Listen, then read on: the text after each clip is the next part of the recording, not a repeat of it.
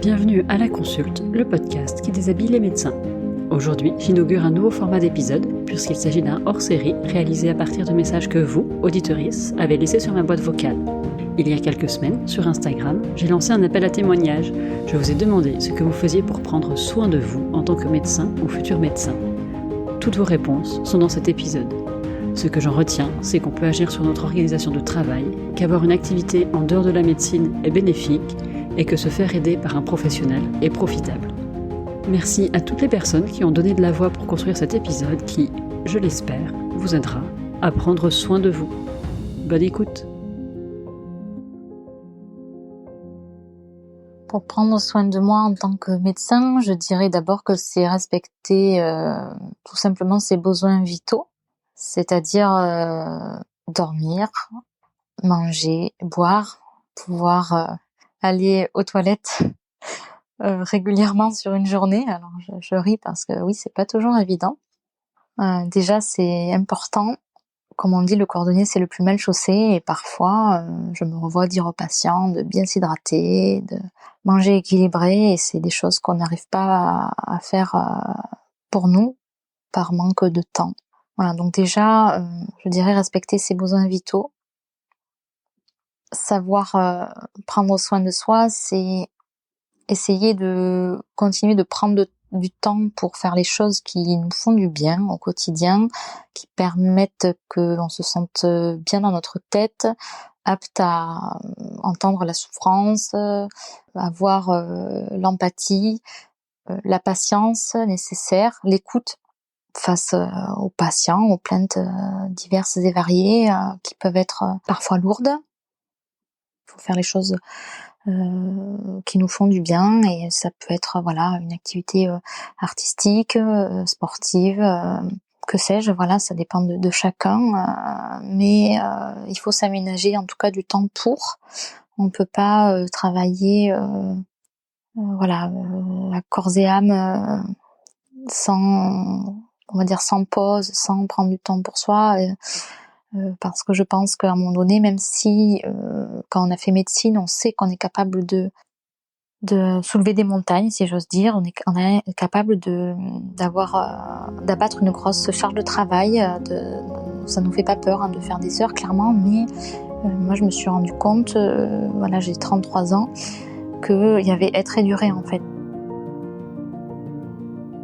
C'est que oui, tout le monde sûrement était capable d'abattre un travail considérable, voilà, de travailler beaucoup, etc. Mais voilà, comment tenir sur le long terme en fait, et voilà. Et pour ça, je pense que il faut voir le long terme et c'est nécessaire de trouver ce temps-là en fait, de trouver ce juste milieu entre sa vie personnelle et professionnelle, et que c'est pas du temps perdu, au contraire, le fait de prendre ce temps off. Ça permet ensuite de gagner en efficacité au travail et surtout d'éviter de faire des erreurs médicales. Donc c'est bénéfique pour tout le monde. Et moi je dirais que je me suis toujours dit, quand je me sentais épuisée, que je sentais que j'avais besoin de repos, que je me sentais pas forcément légitime d'avoir besoin de repos, parce que soit je rentrais de congé, mais que en fait, bah voilà, au bout de 2 jours de travail, j'étais déjà épuisée. Bah, je me dis souvent, en fait, un bon soignant, c'est un soignant qui va bien et c'est un soignant qui prend soin de lui. En fait, on ne peut pas, pour moi, être un bon soignant si on ne prend pas soin de soi en premier. Voilà.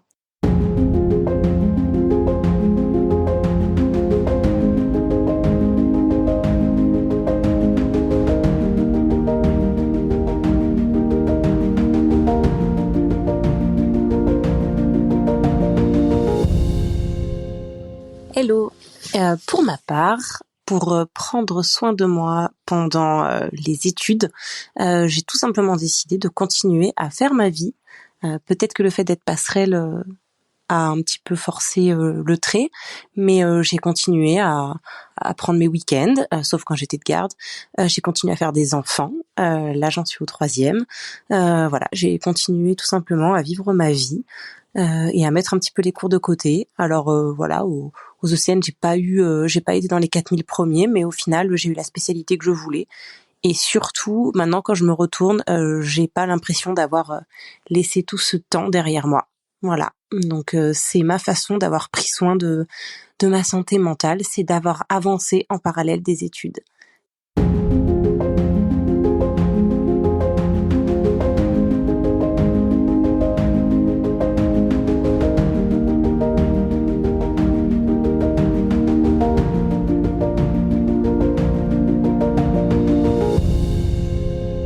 Je trouve qu'en tant que médecin, on recueille sans cesse des doléances, des plaintes.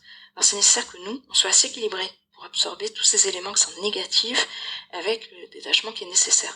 Et aussi pour qu'on puisse faire face au système de soins, que ce soit en libéral ou en institution, qui sont pas forcément bien traitants. Alors moi j'ai tenté à mon petit niveau de faire des choses au niveau du travail, mais bon, pour ça il faut aussi être soutenu. Alors là, j'ai fait le choix de mettre de la distance, j'ai pris un congé sans solde de plusieurs mois, je suis partie 4 mois en Outre-mer, et le fait, dès le départ, de pouvoir mettre un océan entre mon travail et moi, ça a vraiment été salvateur. Et j'ai pu prendre le temps de profiter de vivre pleinement avec mes enfants. C'était vraiment un luxe que je me suis offert, et j'ai vraiment apprécié. Alors, en fait, j'ai aussi une activité hors de la médecine qui me permet d'avoir là sur ce congé sabbatique un petit peu de revenus et puis surtout qui m'aère parce que je le faisais en plus mon temps plein avant et voilà, ça permet de voir autre chose. J'ai lancé il y a plusieurs mois aussi un podcast qui est en lien avec ma spécialité et ça me permet de rencontrer des personnes qui sont dynamiques, qui sont investies un petit peu partout en France et puis on se sent vraiment moins seul dans son activité en fait. Alors, comme les médecines ça me manquait, depuis très peu de temps j'ai pris une autre activité médicale pour découvrir une autre façon aussi de travailler. Et sinon, au quotidien, je fais du sport, je fais aussi du yoga. Je suis beaucoup à l'extérieur parce que j'habite dans une région qui s'y prête. Je fais énormément de randonnées. Et puis, maintenant, quand on prend du temps en famille, je le fais plus entre deux portes. En fait, j'essaie de transformer les temps en vrais temps de qualité pour que chacun de nous puisse percevoir ce qu'on partage en fait ensemble. Sinon le temps file et on s'en rend absolument pas compte. J'en profite aussi pour découvrir là des activités artistiques. Alors je suis vraiment pas douée du tout, mais c'est bien. Ça m'oblige à m'adapter. Et puis je me suis mise à la lecture aussi. Ça, je prenais plus trop le temps de lire, à part des choses liées au travail. Et donc là, je trouve ça plutôt plaisant. Et j'essaye d'apprendre aussi à plus trop m'engager dans certaines choses, parce que laisser des plumes, parfois, c'est pas forcément utile. Et puis dans le nouveau poste, par exemple, j'ai été très directe dès le départ. J'ai dit que j'étais hostile aux réunions, à celles qui servent à rien, et ça a été très bien entendu parce que maintenant ils font des temps qui sont efficaces. En tout cas sur ma présence, et ça c'est vraiment appréciable. En tout cas, tout ça, ça m'a permis de vraiment pouvoir me redire que j'aime vraiment mon métier de médecin, et réellement, et que je suis pas prête de le quitter.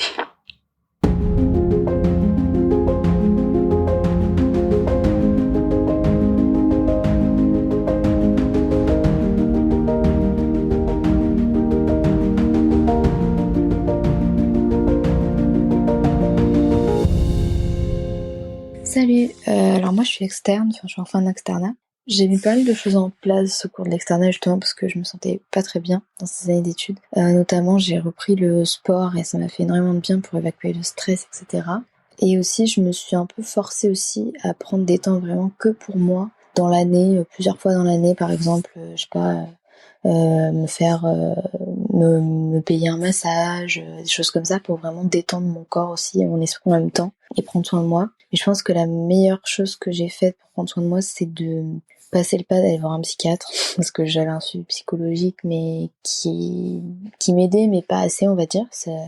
J'avais des troubles anxieux en fait qui avaient pris trop le pas sur le reste et j'avais peur d'aller voir un psychiatre. C'est un peu con de dire ça mais c'est vrai. Parce que j'avais peur d'être mise sous traitement. Il y a un peu l'image des antidépresseurs qui sont, voilà, on devient dépendant et puis c'est considéré comme des mauvais médicaments, c'est un peu mauvaise presse. Et du coup j'avais un peu peur, mais au final ça a été la meilleure décision de ma vie parce que là je suis du coup sous traitement depuis à peu près 6 mois et je revis, voilà. Je veux dire, ça me permet de faire une pause aussi de tout le stress, ça m'a enlevé le stress et du coup j'ai redécouvert du plaisir dans ma pratique, dans mes stages que je n'avais plus à cause du stress, même dans mes cours. Donc ça a été vraiment la meilleure décision de me faire traiter. Et après bien sûr l'objectif c'est de faire un travail psychologique pour s'en passer et arrêter le traitement. Mais je pense que ça a été vraiment la meilleure décision pour à ce moment-là, parce que j'avais besoin en fait d'une pause dans cette anxiété, dans ce stress permanent, pour mieux repartir par la suite. Et donc j'ai bon espoir ensuite de pouvoir m'en passer et avec un travail derrière bien évidemment. Mais voilà, je pense que ça a été vraiment la meilleure décision.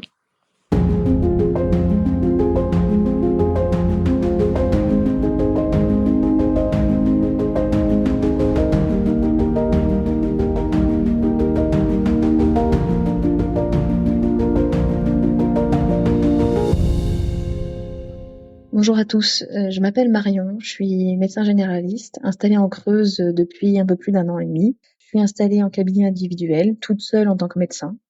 Évidemment, c'est pas tous les jours facile à vivre. J'ai passé des périodes assez compliquées, notamment cet hiver, avec beaucoup de cas cliniques difficiles, où j'étais un peu toute seule pour les gérer, beaucoup de stress, beaucoup de demandes de la part des patients, de la part des autres professionnels de santé, beaucoup de pression. Donc c'est pas tous les jours facile de prendre soin de soi, de se protéger, parce qu'en fait j'ai pris conscience assez récemment qu'il fallait que je me protège, puisque sans ça j'allais devoir m'arrêter de travailler, et que si on s'arrête de travailler, il n'y a plus de médecin du tout. Donc c'est quand même mieux d'avoir un médecin qui fait ce qu'il peut que pas de médecin du tout. C'est vrai qu'on se sent toujours un petit peu coupable de pas pouvoir répondre à tout ce qui s'impose à nous, en fait, à toutes les demandes qui nous arrivent.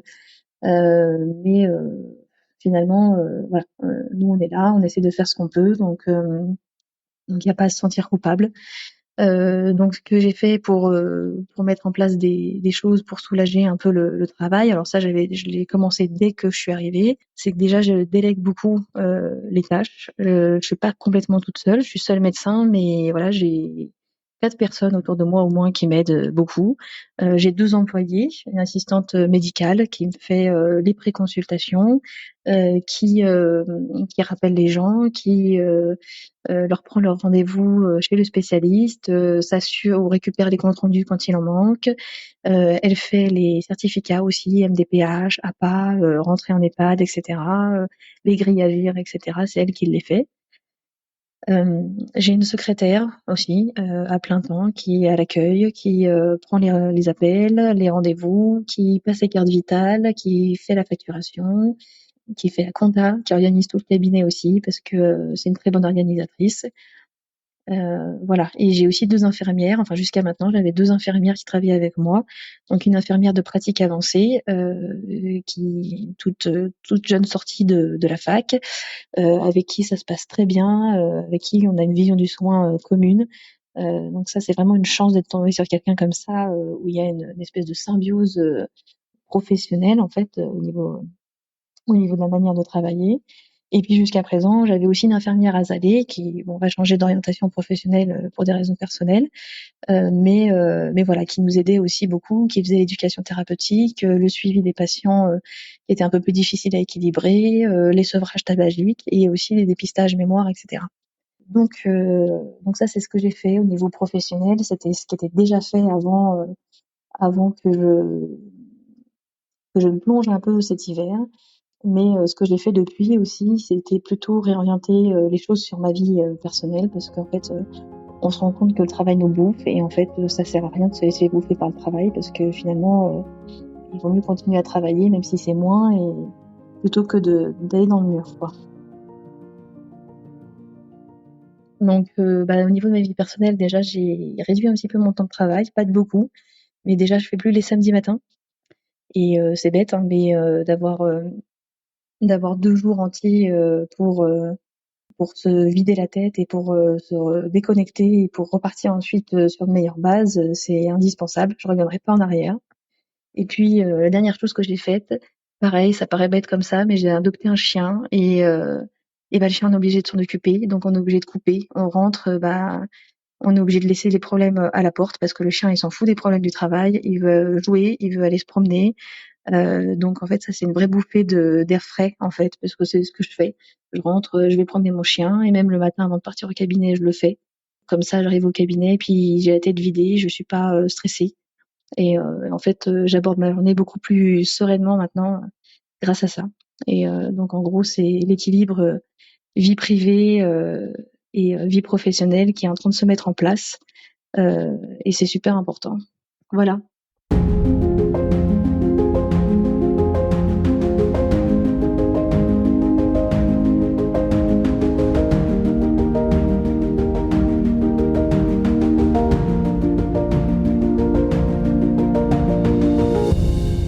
Hello, moi c'est Garance.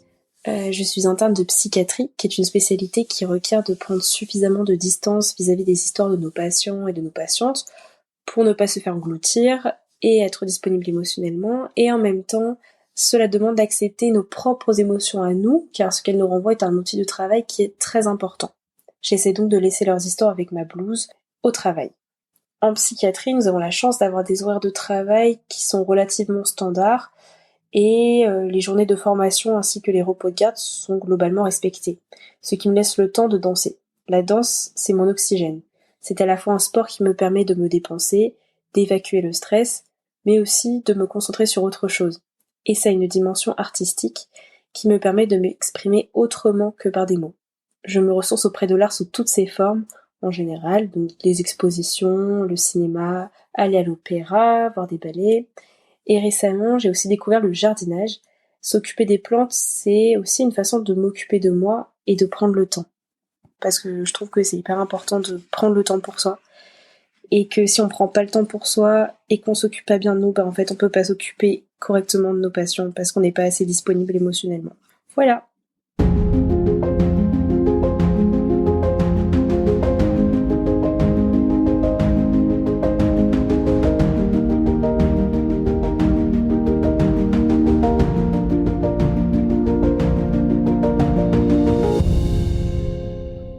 Bonjour Anne-Lise. Bon, je me lance. Donc moi, je suis oncologue en province. On se connaît des réseaux sociaux via mon pseudo qui est Maman Blues. Et écoute, j'ai beaucoup réfléchi à ta question. Qu'est-ce qu'on fait pour prendre soin de soi en tant que médecin? C'est à la fois une question qui est très simple et en même temps qui est très compliquée. Surtout que je pense que les réponses seront très variables d'une personne à l'autre et même moi, au sein de ma propre courte carrière, les réponses varient vraiment d'un moment à l'autre. Tu m'aurais posé la question il y a 4 ans de ça, je t'aurais peut-être répondu sortir en ville, pouvoir faire du sport, pouvoir voir des gens en dehors de l'hôpital. C'est toujours le cas, mais ça a quand même radicalement été changé par ma maternité. Et c'est vrai qu'aujourd'hui, ce qui me permet finalement de tenir d'un point de vue de ma santé mentale et vis-à-vis de mon travail, c'est beaucoup mes enfants et le fait de pouvoir être à 100% avec eux, ce qui m'oblige quelque part à ne pas avoir la tête au travail. Voilà. Et puis maintenant que j'ai la chance de pouvoir vivre en maison, c'est pouvoir être dans mon jardin et profiter de des moments très simples, mais où juste je peux me vider la tête et ne rien faire en fait, ne pas être devant un écran, ne pas être face à une stimulation quelconque et être aussi au calme avec mes pensées. Donc je pense que tout est très très différent de ce que ça aurait pu être il y a quelques années où j'aimais beaucoup sortir et faire des choses beaucoup moins calmes, mais c'est ce qui me va actuellement et c'est vrai que moi ça m'aide à tenir. Et puis finalement ce qui m'aide à aller bien aussi, c'est de reconnaître que quand ça ne va pas, que je ne vais pas bien, et de pouvoir en parler, que ce soit avec des collègues, avec mon conjoint qui est également médecin, avec des fois les psychologues du service qui peuvent m'aider aussi. Et puis d'avoir fait une thérapie, finalement c'est des choses qui m'ont aidé à porter ce que je porte au quotidien, l'histoire, le vécu de mes patients, mon vécu personnel de ces maladies qui sont pas évidentes. Et voilà, et ça quelque part ça aide. Donc c'est tout un tas de petites choses et de petits mécanismes comme ça qui aident à relâcher un peu la soupape et à supporter tout ça. Je pense qu'au cours de notre cursus, on est beaucoup formés, on nous apprend beaucoup à endurer, à tout garder, et à faire face et à faire bonne figure. Et finalement, ce que j'aurais appris le plus après mes études de médecine, c'est au contraire d'apprendre à lâcher, d'apprendre que si on craque, c'est normal et c'est sain, que on a le droit de ne pas aller bien et de le dire et de le montrer, qu'on a le droit d'avoir des sas de décompression. Et c'est en fait finalement cette réalisation-là qui me permet d'aller le mieux. Voilà.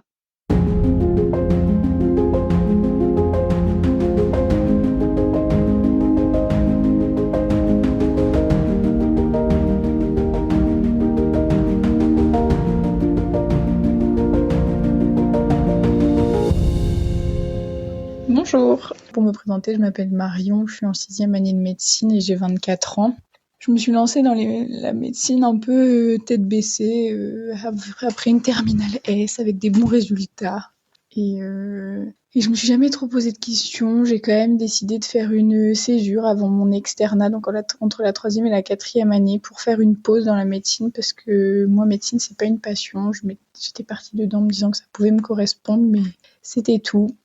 Donc, ça a été en gros la première façon de prendre soin de moi, de faire cette césure et de m'octroyer une pause. Et ça a été vraiment une phase importante dans ma vie parce que ça m'a permis de me concentrer sur moi et d'avancer sur plein de points dans une idée de développement personnel qui ont fait que je suis devenue une personne un peu plus forte et que, notamment pour réussir à survivre à cet externat, je pense que ça m'a en partie un peu aidée.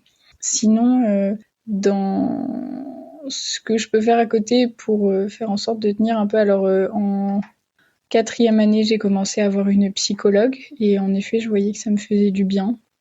Et sinon, moi, j'ai vraiment besoin de faire des choses à côté, comme je disais, d'autant plus que c'est pas une passion, que je ne vis pas pour ça et que je souffre énormément de tous les sacrifices qu'on fait avec ces études. J'ai notamment toujours pratiqué du sport, le volley, l'équitation, je vais m'occuper de mon cheval le week-end, ça me fait prendre l'air, tout ça.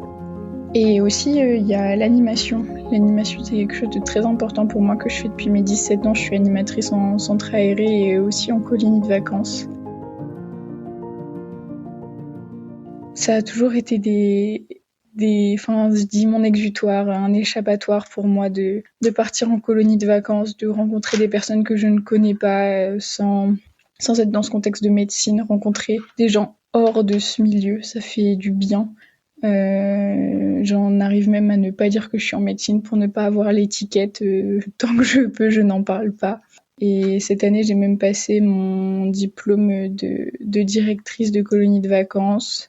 Et donc, je fais ça aussi à côté alors que je suis en train de préparer l'ECN. Je prépare des séjours. Je suis partie cet hiver. Je vais repartir tout le mois d'août. Donc, ça me prend du temps à côté, mais c'est du temps qui m'occupe l'esprit dans le bon sens parce que c'est quelque chose qui compte beaucoup pour moi. Voilà. Après, je sais pas ce que je peux dire de plus. Éventuellement, si j'écris quand ça va pas. C'est une façon aussi, je trouve, importante pour extérioriser un mal-être qu'on peut accumuler. Voilà.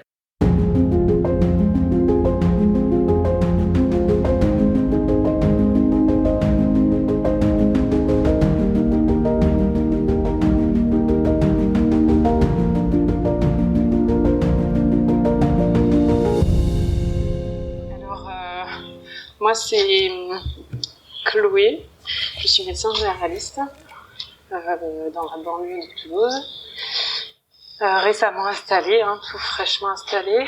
Et je me suis installée après 1 an de congé parental pour mon 3e enfant. Et cette année, je l'ai prise pour ma famille, mais aussi pour prendre le temps de me poser et de réfléchir sur moi-même, sur ce que je voulais, etc. Et c'est cette année qui m'a permis de me dire que le fait de prendre soin de soi était vraiment très important. J'ai pu Noter que l'activité physique, par exemple, était très importante pour moi. Donc du coup, depuis que j'ai repris le travail, je m'astreins. Pour l'instant, j'ai commencé petit à faire de la marche avant chaque matinée et avant chaque après-midi, autant que je le peux. J'arrive quasiment à le faire chaque jour. J'ai décidé aussi d'assumer de travailler entre guillemets que 3 jours, 3 grosses journées, d'avoir une journée pour mes enfants et ma famille et une journée pour d'autres projets que mon cabinet de médecine générale, et une journée pour entreprendre, une journée pourquoi pas pour faire aussi des choses dans le cadre de mon cabinet mais qui sortent des consultations classiques du style de l'éducation thérapeutique, voilà. Donc voilà, j'ai en fait déjà rien que de prendre le temps d'apprendre à se connaître, décidé de faire cette pause de 1 an, après 30 ans au final, la tête dans le guidon, j'ai l'impression, l'école, le collège, le lycée, la fac, sans s'arrêter, sans prendre le temps de se connaître. Donc là, cette année, je l'ai prise. Et ça m'a beaucoup aidée. Et du coup, maintenant, j'ai même envie...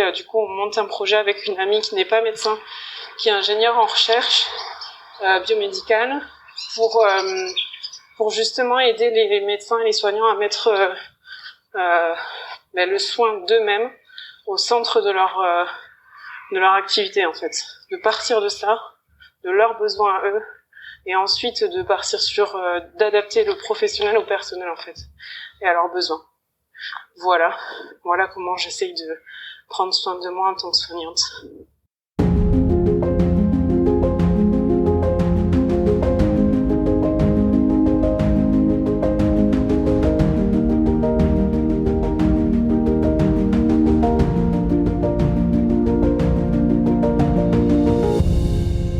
Salut, je m'appelle Cédric, j'ai 29 ans et je suis médecin de médecine physique et de réadaptation, mais aussi médecin du sport. Et pour répondre à la question de ce que je mets en place dans ma vie pour prendre soin de moi en tant que médecin, je suis aussi artiste, notamment danseur. Je pense que j'ai dansé depuis que je sais marcher. J'ai commencé très tôt la danse à 3-4 ans. J'en ai toujours fait aussi même que je me souvienne. J'ai juste arrêté en première année de médecine parce que je pouvais pas faire tout en même temps, entre guillemets. Mais j'ai tout de même repris à partir de la 2e année et j'ai toujours trouvé le temps d'en faire parce que ça fait partie, je pense, d'un équilibre physique, mental et émotionnel important pour moi. Et puis, à plusieurs reprises, c'est posé la question de poursuivre l'une ou l'autre des 2 carrières, soit médecin, soit danseur. Et j'ai préféré d'abord terminer ma carrière en tant que médecin, au moins jusque la soutenance de thèse, et puis j'ai fait un assistanat de 2 ans. Et là, ça fait depuis novembre 2022 que je partage mon activité entre les deux, où je suis médecin remplaçant libéral en médecine du sport. Et le reste du temps, je danse comme je le peux, au gré des contrats. Et là, actuellement, je suis danseur pour Disneyland Paris. Et ça se passe super bien. Je suis hyper content.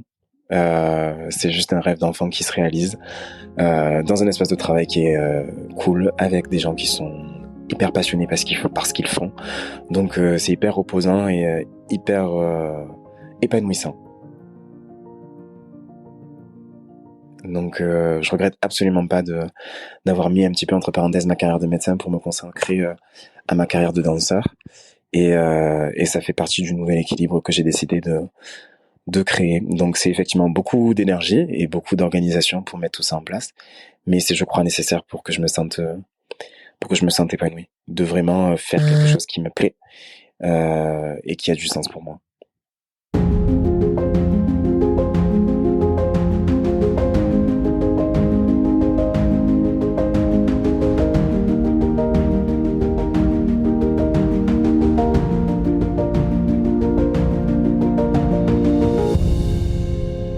Après, pour parler de la question de prendre soin de soi quand on est futur médecin, jeune médecin, il y a plusieurs aspects sur lesquels il faut faire attention à soi. Premièrement, il y a l'aspect, c'est des études qui sont très stressantes, qui sont très chronophages, qui ont beaucoup d'implications sur la vie perso.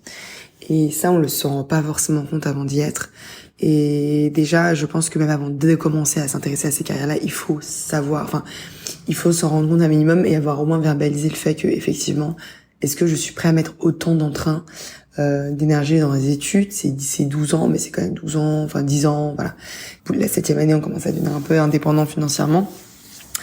Mais ça reste comme des études très prenantes et un métier prenant. On te sollicite beaucoup, faut savoir couper, mais parfois c'est pas évident de couper. Tout comme c'est des études qui sont très stressantes, avec une sélection qui est immense, une comparaison qui va être sans doute le cas très régulièrement, jusqu'à un examen de l'ECN pour choisir quand même l'aspect la vie, ce qui à 24 ans n'est pas rien. Donc moi je pense qu'il faut déjà se préparer à tout ça, être prêt à entendre ça, aller sur les salons de l'orientation. Enfin moi je faisais beaucoup de ça pour faire quand même de la prévention, parce que je pense que au-delà du stress de la première année, il faut parler de tout le long. C'est vrai que ça concernera que 10-12% des gens, mais ces 10-12%, c'est eux qu'il faut préserver, parce que c'est eux qui après sont plus à risque de faire des tentatives de suicide, il faut le dire, plus à risque de burn-out. Pendant moi mes études, j'avais vraiment fait le choix de mes premières années m'ouvrir à autre chose que la médecine, en faisant certes de la médecine, mais en faisant tout ce que je pouvais pour faire autre chose. Donc j'ai fait beaucoup d'associatifs, j'ai fait un diplôme en plus de droit, j'ai pris une année pour aller à Manchester faire un Erasmus. Bref, je me suis ouvert l'idée. Je me suis ouvert les esprits, j'ai dédramatisé sur plein de choses, j'ai rencontré des gens de plein de milieux. J'ai vu des étudiants en médecine en Angleterre qui sont quand même beaucoup plus heureux que nous, avec une formation qui est certes peut-être moins bonne, c'est en théorie. On approfondissait beaucoup moins de choses, etc., mais qui était plus équilibré, qui avait le droit d'aller de faire du sport de haut niveau, enfin des choses qui nous paraissent complètement inconciliables avec un rythme d'externat, mais qui là-bas était le cas, et des gens qui au final étaient vraiment attirés par l'exercice de la medjay et tout. Bon, maintenant qui reprend plein d'essor, mais c'est vrai qu'en France il y avait vraiment eu un snobisme parfois des profs envers certaines spécialités jugées moins élitistes, alors que enfin l'intérêt c'est de devenir médecin et de trouver dans quel spé et dans quel mode d'exercice on s'épanouit le plus. Enfin, c'est pas publié dans le Lancet qui fait de nous qui va rendre heureux tous les étudiants en médecine de France. Bref. Voilà, je sais que c'est un peu ça qui m'a beaucoup aidé les premières années. Après l'externat, forcément, c'était plus compliqué parce que tu rentres dans un schéma de stage obligatoire, etc. Donc déjà, j'ai repris les stages que je voulais. Voilà, je me suis dit, il faut moins que j'ai envie de me lever le matin. Donc j'ai pris les spé qui m'intéressaient. Je me suis pas forcée à aller dans un truc que j'aime pas. Voilà, je m'écoutais quand il y a des moments où j'arrivais plus à travailler. Les vacances, je les prenais, je faisais autre chose.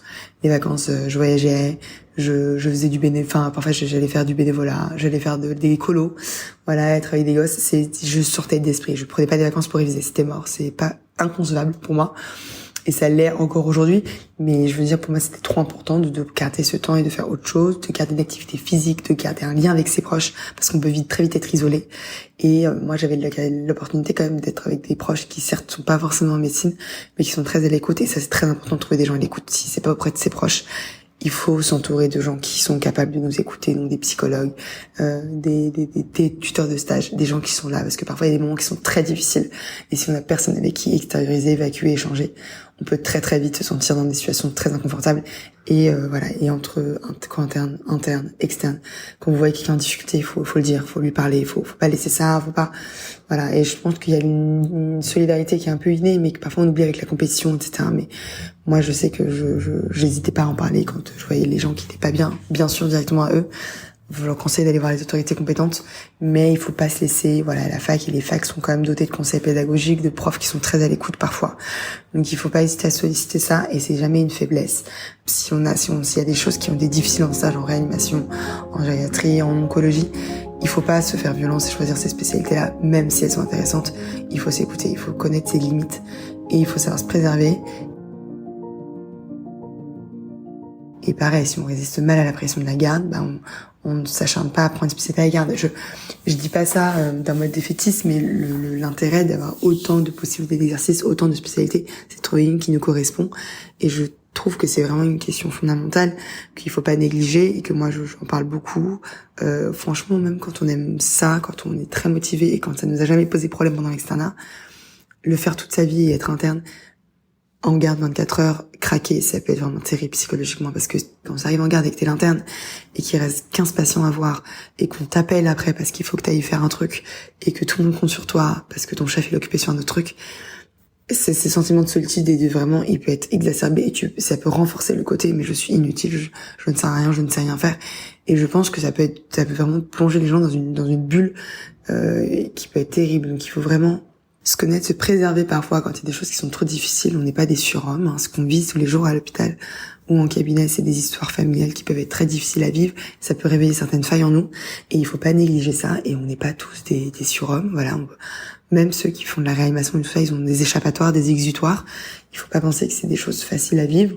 Et c'est pas parce qu'on a fait médecine qu'on se doit de réussir à gérer ça. Il y a des choses qu'on ne sait pas gérer et ça ne nous décrédite pas du tout en tant que médecin.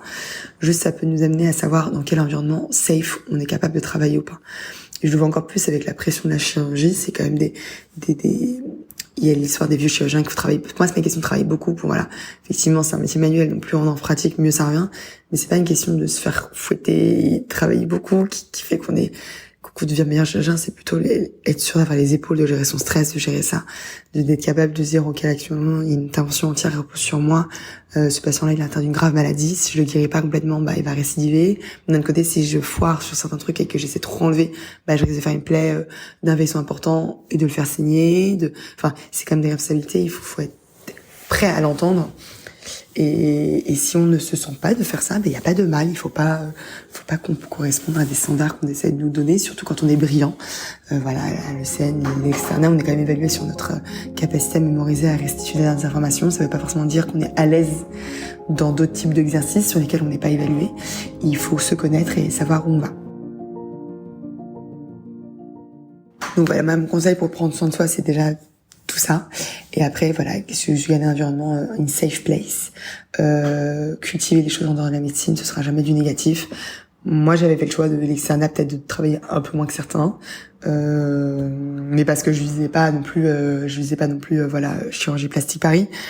Entre autres, voilà, j'ai choisi de travailler un peu moins pour me regarder tous ces échappatoires, d'être aussi au contact avec les gens qui sont hors médecine, c'est important parce que ça fait un peu redescendre sur terre. Ça permet de rester proche de nos attentes, de certaines choses. Et après, nous, on a créé pas mal de dispositifs d'écoute à la fac. J'avais beaucoup apprécié ça.